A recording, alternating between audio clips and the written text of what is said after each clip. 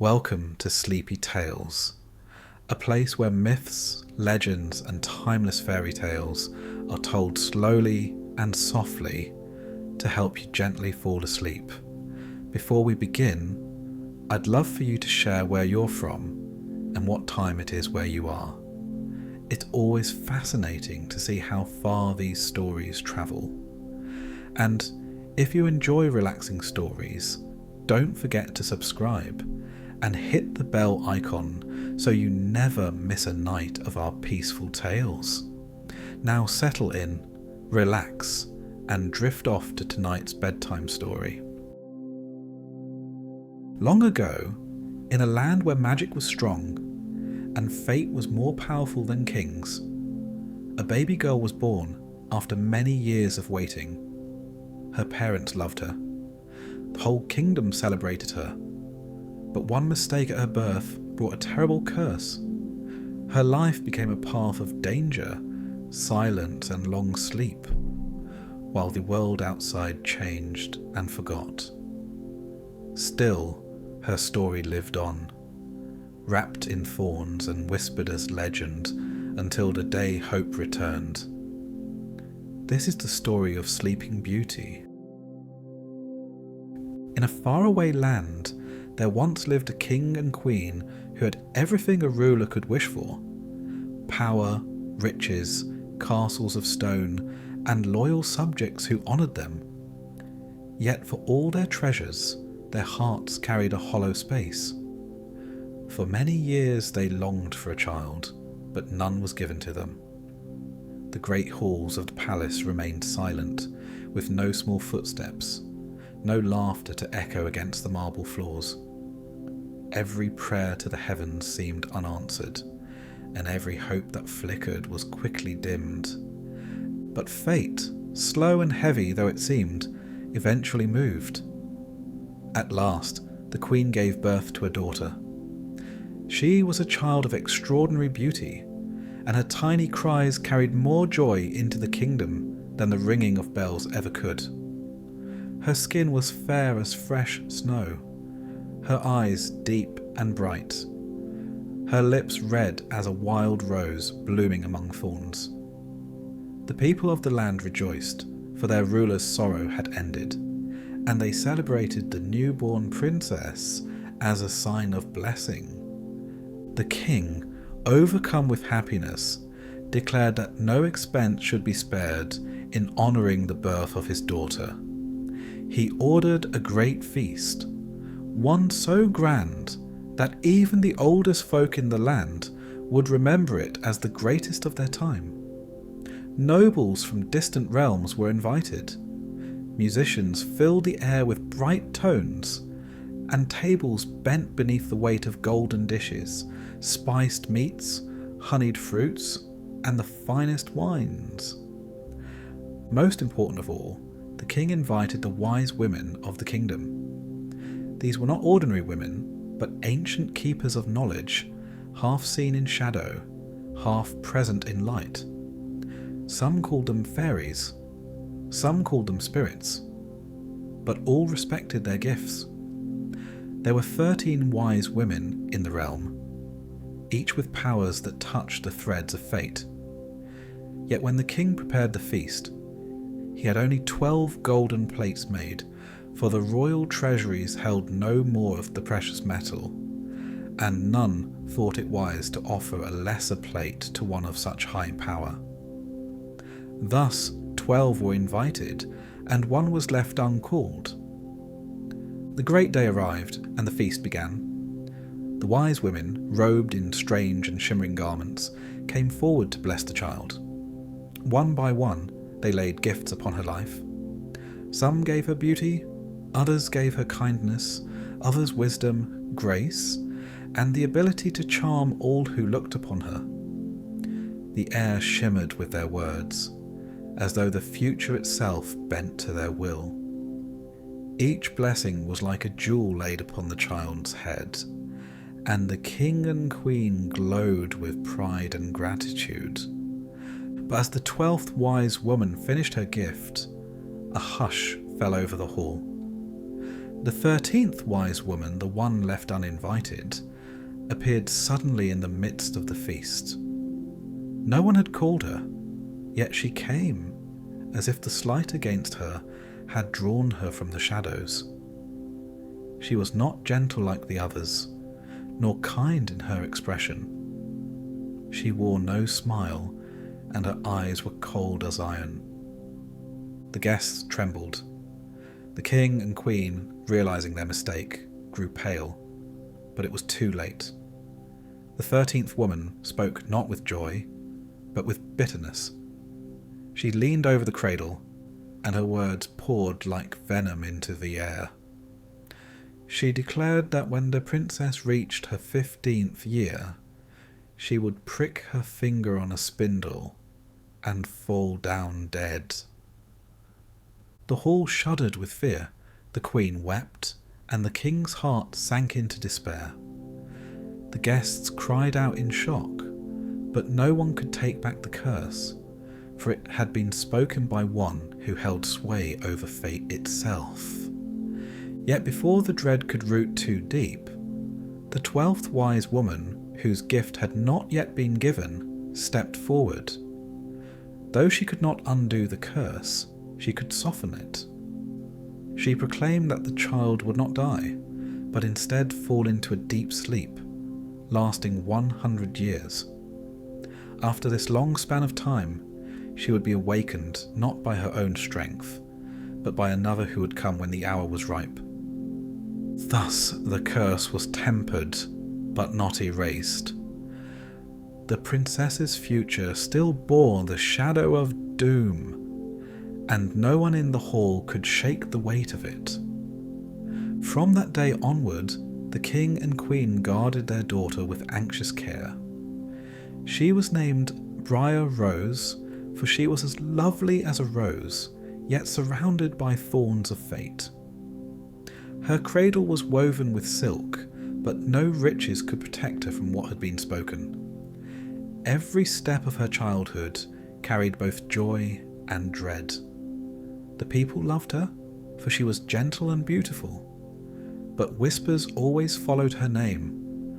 Whispers of the curse, whispers of the spindle, whispers of the 100 years that might yet come. The king, determined to fight fate itself, issued a royal command that every spindle in the kingdom be burned. He sent his servants into the villages, the farms, and even the poorest cottages. Wheels were smashed, flax was cast aside, and fires rose high into the night sky as the old spinning tools were destroyed.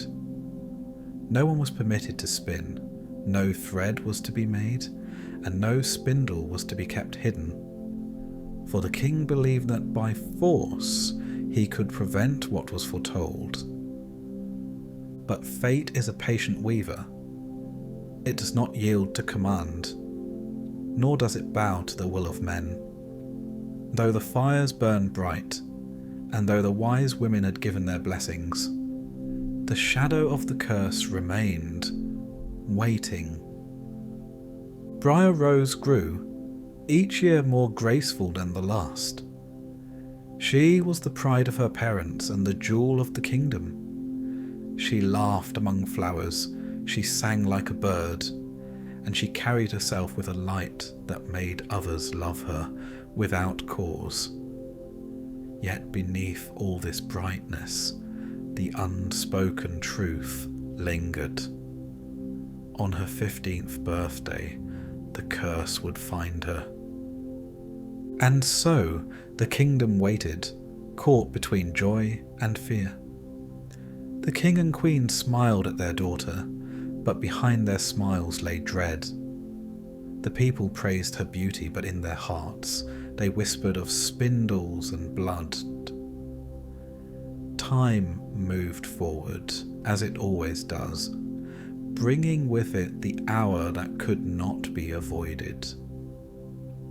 For no matter how strong a wall is built, fate finds its way through the cracks. Briar Rose grew as if she were touched by sunlight each day.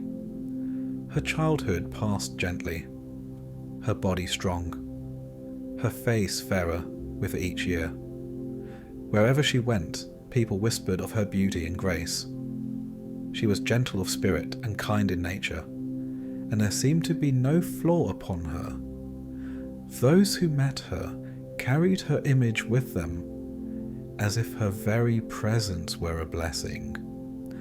The king and queen, though weighed down by fear, took comfort in her happiness. She laughed often, and her laughter filled the palace halls. She walked in the gardens and spoke softly to the birds that gathered near. Servants adored her, and common folk longed to catch sight of her whenever she passed. She was the kingdom's light, though many never forgot the shadow that lay across her fate. The king, desperate to shield his daughter, had long ago made a great order. Every spindle, every spinning wheel, and every tool of flax and thread was to be destroyed. His men swept through villages and towns, into poor huts and grand houses alike. Spindles were seized, piled in heaps, and cast into fire. Smoke rose in great columns across the land as the old tools burned to ash. In their place, silence spread. The art of spinning, once the daily rhythm of women's lives, was driven into memory. No maid spun by the hearth. No mother taught her child the craft. The whir of the spindle became a sound of the past. And still, though the fires had burned bright, fear lingered. People knew that fate is not so easily tricked. A curse spoken by one who holds power is not erased by command. Yet the king clung to hope that vigilance would keep his daughter safe. The years passed quickly. Childhood gave way to maidenhood, and Briar Rose grew tall, graceful and strong. She moved with a lightness that seemed almost unearthly, as if some secret air lifted her above the weight of the world. Yet she did not grow proud. She spoke kindly to all, from nobleman to servant, from rich to poor. Many hearts dreamed of her, but none dared to speak of it. Still, time is a silent hunter, and it waits for no king or queen. The dreaded day drew nearer, for curses move with the turning of years, and the 15th birthday approached as surely as winter follows autumn. The king and queen, though outwardly calm, watched the days with heavy dread. They ordered even greater watchfulness, commanding that no strange objects be brought into the palace. Guards patrolled the halls, and servants were warned. Yet for all their effort, the curse was not one that could be locked outside the gates. On the morning of her 15th birthday, the castle was filled with a strange quiet. The sun shone bright over its towers, yet within the walls a heaviness seemed to rest. Briar Rose, unaware of what fate had prepared for her, walked through the palace with the carefree curiosity of youth. She wandered further than she had before, her steps leading her into halls seldom travelled, into stairways that twisted upward and downward, into corners of the castle that even the servants rarely saw. Her feet carried her higher and higher, until she came to an old stairway that wound like a serpent toward a forgotten tower. The stones were dusty, the air stale, yet she felt a strange pull. She climbed without hesitation, her hand brushing against the cold walls as she ascended. At the top of the stairway she found a small, heavy door. It was rough with age, its wood darkened by time. She pushed it open, and inside the narrow room she saw an old woman bent over a spinning wheel. Her hands moved with steady rhythm, pulling flax into thread. The wheel hummed softly, a sound long vanished from the rest of the kingdom. Briar Rose had never seen such a thing before, for the art of spinning had been erased from her world. She stepped closer, curious, her eyes wide at the strange sight. The wheel turned, the spindle gleamed faintly in the dim light. The old woman looked worn and ancient, her back bent, her face hidden in shadow. She spun without pause, as if she had been waiting. Briar Rose watched, entranced by the motion of the spindle. It seemed to call to her, whispering silently through the still air. She reached out her hand, drawn as though by unseen threads. The moment her finger touched the spindle's sharp tip, it pierced her skin. A single drop of blood welled up, bright against her pale hand. And at once, as if the curse had been waiting in silence all these years, she fell. Her eyes closed, her body grew heavy, and she sank into a deep and heavy sleep.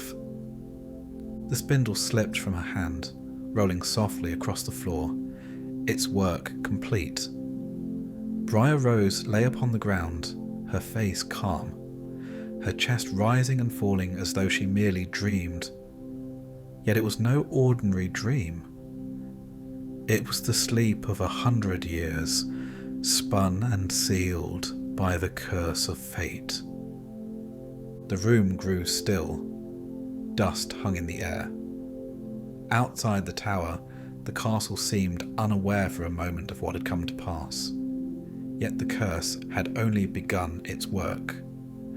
The sleep of Briar Rose was not hers alone to bear, for the spell was bound not just to her, but to the kingdom itself. Through the halls, the chambers, and the courts, the curse stretched like a shadow, reaching its hand into every corner of the castle.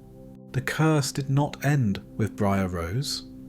It was not meant to touch only her, for such spells are not so small. When her finger met the spindle, and she fell into her heavy sleep, the shadow spread outward, silent but swift, carrying through stone and air, through bone and blood. In the great hall, where the king sat with his queen, a sudden heaviness came upon them. Their voices faded, their eyes closed, and their bodies grew still upon their thrones. The courtly nobles around them sank where they stood, their fine robes folding around them as they fell into slumber. Servants dropped their trays and pitchers, yet they did not stir again to gather them. Guards slumped at their posts, their swords sliding from limp hands. In the kitchens, fires burned bright for a moment, crackling and spitting as pots boiled. But then even the flames, touched by the curse, lost their strength and sank into embers. The cooks fell asleep over their work, spoons slipping from their fingers. In the stables, horses bent their heads and closed their eyes, their breathing slow and deep. Dogs curled upon the ground and did not rise again. Even the doves upon the roof tucked their heads beneath their wings and entered the same dream-bound stillness. The castle became silent. No footstep, no breath of work, no cry of child or sound of beast disturbed the air. Every living thing within those walls had been caught in the same deep sleep as Briar Rose. But the curse was not finished. Around the castle grounds, at the very edges of the walls, something began to grow. From the soil rose a hedge, first thin, then thick, twisting with thorn and briar. The branches climbed over one another, weaving themselves tighter with each passing day. The thorns were sharp as knives, black and cruel. They stretched higher than the tallest towers, wider than the castle walls. until the once proud palace was hidden behind a prison of living wood. The hedge grew stronger as the years passed. Each season added another layer of cruel thorns, another barrier of twisting vines. It was no gentle rose hedge, though the princess bore the name of Briar Rose. This was a hedge that cut, tore, and strangled. Birds that tried to nest within it bled upon its thorns. Animals that brushed against it fled, wounded and afraid. The people beyond the castle saw the change with fear. At first, they whispered of the strange sleep that had fallen over their rulers, though none could see within the hedge.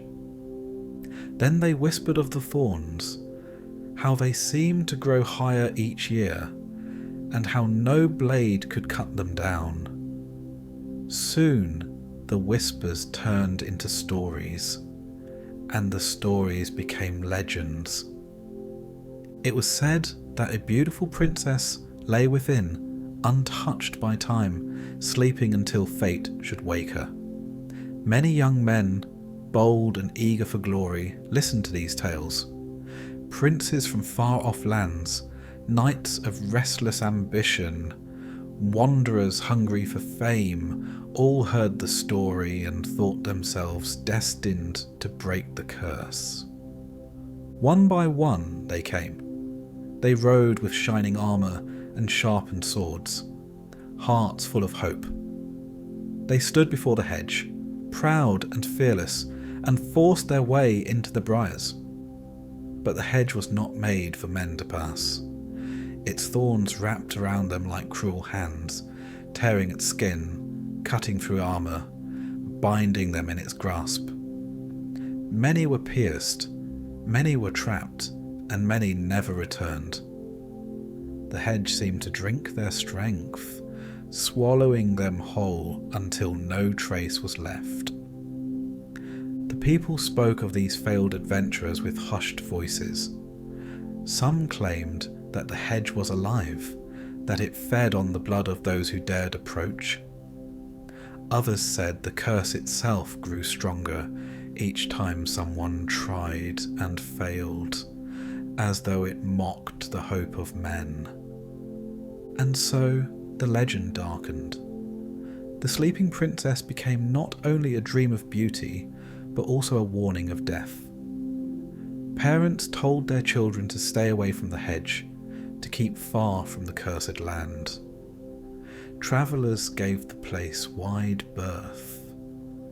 The castle, once a proud centre of life, became a place feared and abandoned. Yet the story could not be silenced. The idea of a maiden lying untouched for 100 years stirred imaginations. The promise of breaking the curse and winning both the princess and the kingdom was too bright to be ignored. And so, even though many had perished, others still came. The hedge stood ready year after year, its thorns sharper, its vines denser, its silence heavier. Time does not move the same for those who sleep as it does for those awake. Inside the castle, Briar Rose lay as still as the day she fell. Her beauty did not fade, her body did not age. She seemed only to dream, untouched by hunger or sorrow. Around her, the king and queen, the servants and guards, the animals and birds, all rested in the same unbroken stillness. Dust gathered on tables, yet food did not spoil. Cobwebs stretched across corners, yet no creature stirred. The castle was frozen in time, held in the grip of the curse. Outside, however, the world changed. Seasons turned, winters gave way to springs, and summers to autumns. Generations rose and fell. The hedge grew taller, thicker, and darker. The castle, now hidden entirely, became little more than a tale told by old voices to young ears. Some believed the story was nothing more than fancy, a caution against pride or a warning about angering fate. Others believed it with trembling devotion, certain that the princess still lay sleeping, waiting for one brave enough to reach her. But none who tried succeeded. The hedge claimed them all. And so the years rolled on, carrying the world further and further from the day of the curse. Yet within the castle, nothing changed. Briar Rose lay still, her face calm, her breath quiet, her body as if carved from perfect marble. She remained untouched by time, as though the 100 years were but a single night. The curse had been laid with careful design. It was not a simple death, nor a quick ruin, but a waiting, heavy slumber. It bound not only the princess, but every living thing within the walls, and even the castle itself. The hedge, dark and cruel, stood guard, a living wall against all who might disturb the silence. And so the kingdom slept, year after year, while the world outside forgot and remembered, doubted and believed, feared and desired. The story lived on, for stories are as enduring as curses, and both wait patiently for their appointed time. For though 100 years may seem endless, even a curse has an end. Time is a patient master, slower than stone and deeper than the sea. For the world outside the cursed castle, days came and went. Seasons burned and froze, kings rose and fell. New villages were built, and old ones crumbled. Children were born, grew, and grew old in turn. 100 years is long enough for one lifetime to pass into dust, and then for another to follow. Yet within the castle, time stood still. The king and queen slept upon their thrones. The servants lay where they had fallen, the guards at their posts, the cooks at their pots, the dogs curled on the floor. Briar Rose, fairest of all, lay in her chamber as she had from the first moment, her chest rising and falling in the deep rhythm of enchanted sleep. No wrinkle touched her skin, no line of age marked her face. The spell held her as if the world outside no longer existed. Outside, however, the story did not die. It lived on, whispered from parent to child, from elder to youth. The tale of the sleeping princess in the castle behind the hedge became both a wonder and a warning. Many had tried to reach her and had never returned. The hedge of thorns stood higher than ever, darker and sharper than before, drinking the blood of the reckless and swallowing the bones of the bold. But as the 100th year drew near, something in the air began to shift. Legends may stretch and twist with time, but curses keep their measure. The 100 years, long as they seemed, were not endless. They had a beginning, and they would have an end. Far from the cursed land, a young prince heard the story. He was not the first, nor the strongest, nor the most famous of those who had listened to the legend. But he was young, and the story stirred something in him that would not let him rest. He heard of the hedge that no blade could cut, of the men who had perished trying to pass, and of the princess said to sleep behind its walls. His heart filled with both wonder and resolve. He set out to see for himself. His horse carried him through fields and forests, through towns where the story was told with trembling voices. Some warned him to turn back, to avoid the hedge that devoured all who came near. Others laughed, saying the princess was nothing more than a tale to frighten children. Yet the prince rode on. At last he reached a land where the hedge rose against the sky. It was vast, a wall of living thorns so thick that no light seemed to pass through. The branches twisted around one another like serpents, their thorns black and long as knives. It looked less like a hedge than a fortress, one built not of stone, but of hunger and malice. Many before him had tried to force their way in, and their bones lay hidden in its grasp. The prince dismounted and stood before the hedge, his sword ready at his side. He expected to fight his way forward, to struggle against the cruel vines. But as he stepped closer, something strange happened. The hedge didn't clutch at him. The thorns did not pierce his flesh. Instead, the branches began to draw back, slowly at first, then more quickly, twisting away as if obeying a command older than memory. A path opened before him, clear and straight, leading deep into the heart of the hedge. He looked behind, and the branches closed again, sealing the way he had come. But ahead, the road remained open, as though the hedge itself had been waiting for him. For the 100 years had ended. The curse had reached its appointed span, and now its weight began to shift. The prince, though he did not know it, had not come by chance.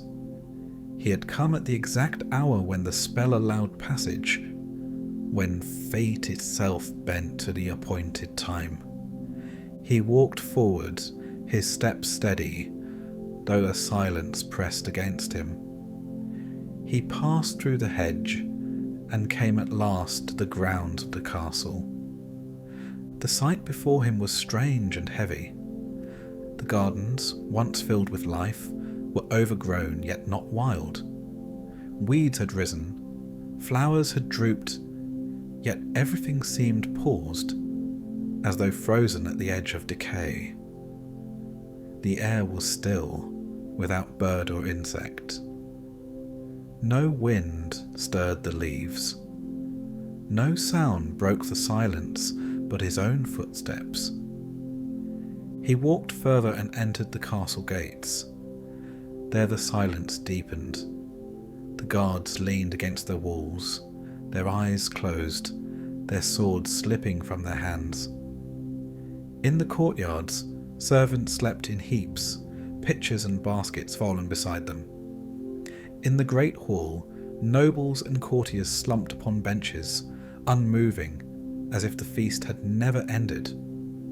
The king and queen lay upon their thrones, still and pale, yet not dead. Their chests rose with slow, steady breaths, as though they merely dreamed. The prince's heart quickened. He passed through the hushed corridors, up the stairways, past the kitchens where cooks lay over their pots, past the stables where horses rested without stirring. Every room was the same. Bodies lying as if carved from stillness. Lives caught in the moment the curse had fallen. At last he climbed the tower stairs. His steps echoed in the silence, though no one stirred. He reached a door at the very top, heavy and plain, and pushed it open. Inside lay Briar Rose. She was as beautiful as the stories had promised, though no words had prepared him for the sight. Her face was calm, her skin pale as ivory, her lips red as the wild rose for which she had been named. Her golden hair spread across the pillow, shining even in the dim light. She breathed slowly, deeply, as if she were only resting after some long day. The prince stepped closer, and time itself seemed to grow heavier around him. He knew, without knowing why, that this was the moment the story had carried him toward. The curse had ended its span. The hedge had opened. The castle had revealed its secret. And here lay the sleeping princess, waiting. She looked alive, more alive than anything else in that still place. Radiant even in sleep, untouched by the years, she seemed less like one bound by a curse than like a figure held in eternal peace. The prince leaned over her, his heart pounding in his chest. The 100 years had run their course. Time, that quiet and merciless master, had completed the circle decreed by the curse. When the prince leaned down over the sleeping girl, it was as if all of fate had been waiting for this one moment, the hour when endings and beginnings pressed against each other like two edges of the same blade. He kissed her lips gently, and at once the spell that had bound her loosened. Briar Rose's eyes opened, calm as if she had merely woken from a long and pleasant dream. Her breath rose softly in her chest, and her gaze moved across the chamber. The dust had not touched her beauty, nor had time marked her with its usual cruelty. 100 years had passed, yet she seemed as untouched as the morning she had fallen asleep. But it was not only she who stirred. Across the castle, in chambers and halls, in kitchens and stables, life began again. The king and queen lifted their heads, uncertain at first why they had nodded off at so strange an hour. The servants rubbed their eyes, reaching again for dishes left unfinished. The fire in the hearth flickered up once more, flames leaping from embers that had waited a century to breathe. The horses stamped in their stalls, shaking off a century of stillness, and the dogs stretched and barked as if waking from an ordinary nap. The strangest thing of all was how none within the castle felt the weight of years. They did not know that a century had vanished, for to them time had stopped, frozen at the moment the spindle drew its drop of blood. Outside, the world had changed beyond recognition. Inside, nothing had shifted at all. The prince alone knew the truth, for he had heard the tale in the villages and seen the thorn hedge that had stood like a wall between the castle and the world. He looked at Briar Rose and saw not only her beauty, but the depth of the story that had kept her apart from the living for so long. She, though, blinked at him as though he were simply the first face she saw upon waking, neither more nor less extraordinary than the sunshine falling through the window. Soon, the king and queen, bewildered by this new visitor, were told of what had passed in their absence. They learned that 100 years had truly gone by, though their bodies and minds did not feel it. The kingdom they had once ruled had long since been forgotten, swallowed by time's endless turning. Their friends, their allies, their neighbours, none remained. Their court was gone, their world vanished, and only the legend of the sleeping princess had preserved their memory.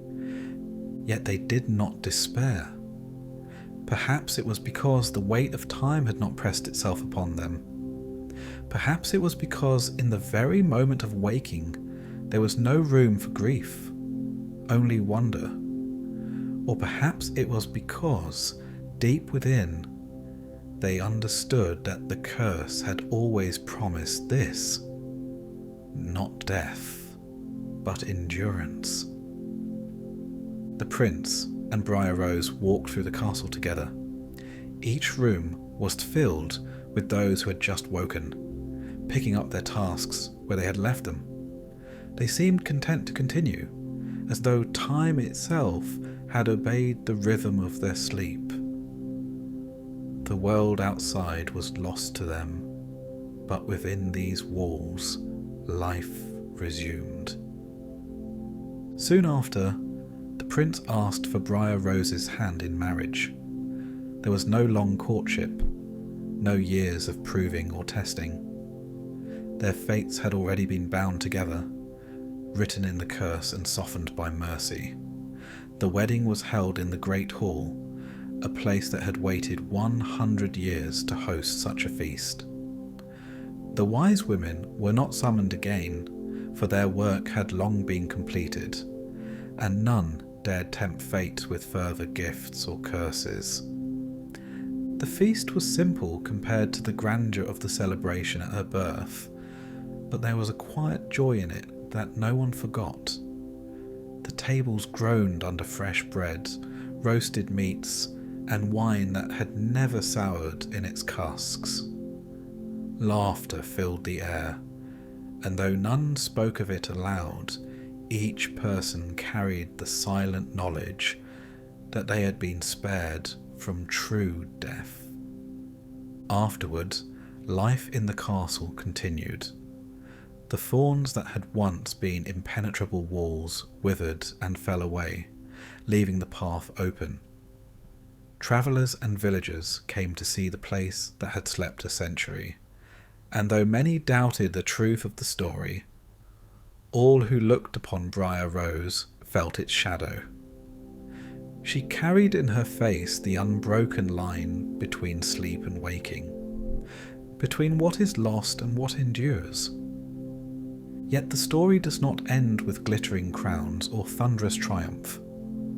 For though the curse was softened, it was never erased. It lingered like the memory of a wound, a reminder that fate cannot be refused, only endured until its hour is finished.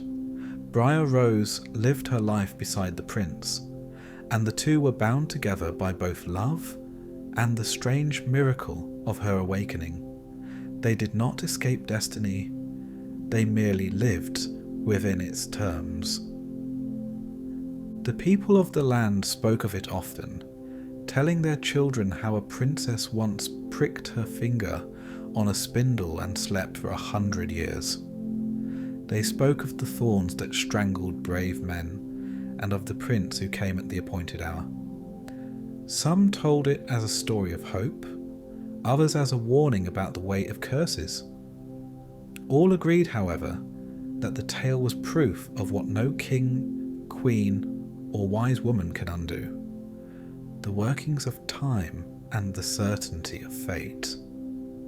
And so, Briar Rose became both legend and queen, walking always with the knowledge that her life had been shaped by forces greater than herself.